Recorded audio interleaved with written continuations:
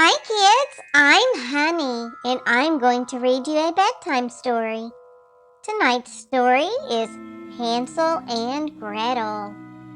Once upon a time, there were two children named Hansel and Gretel. They lived in a small cottage at the edge of the forest with their father, a poor woodcutter, and their stepmother. One evening, the family had nothing left to eat but a few crusts of bread. Hansel and Gretel went to bed hungry. As they lay in their beds, they heard their parents talking. "There are too many mouths to feed," said their stepmother. "We must take the children into the thickest part of the forest and leave them there." "Never!"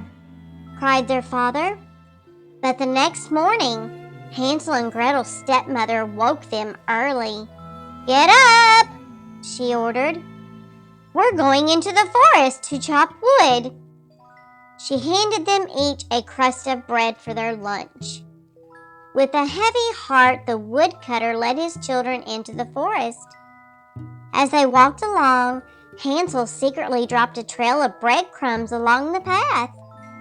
When they reached the middle of the forest, the woodcutter said, "Wait here. We'll return at sunset." Hansel and Gretel waited all day, but their father and stepmother didn't come back. Soon it was dark among the thick trees and Gretel was frightened. "Don't worry," said Hansel, cuddling his sister. "We'll follow the trail of breadcrumbs I dropped along the path. They will lead us home." But when the moon came up, they couldn't see any crumbs. "Oh no! The birds must have eaten them all," whispered Hansel. Hansel and Gretel curled up under a tree and fell fast asleep.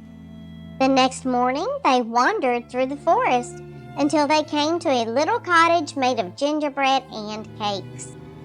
The children were so hungry they picked cakes off the house and crammed them into their mouths. Just then, the door opened and an old woman hobbled out. "Come in, children," she said, smiling. "I've got plenty more food in here." The old woman fed them well and then put them to bed. But Hansel and Gretel didn't know that the old woman was actually a wicked witch who liked to eat children.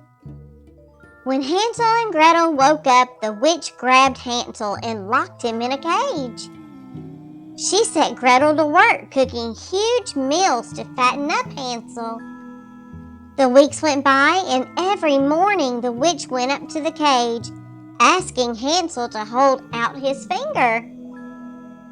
"I want to feel if you're fat enough to eat," she said. Hansel, being a smart boy, held out an old chicken bone instead.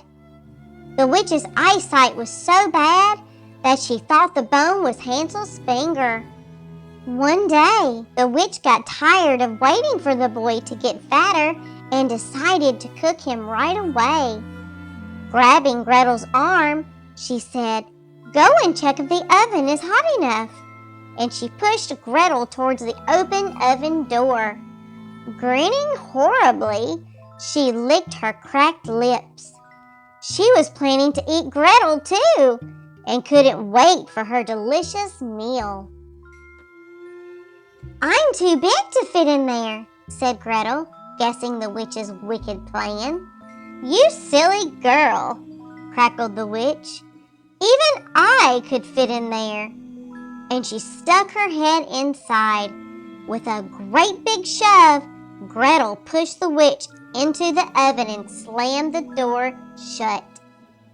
"Hansel, the witch is dead!" cried Gretel, unlocking her brother's cage. As the children made their way out of the house, they found chests crammed with gold and sparkling jewels.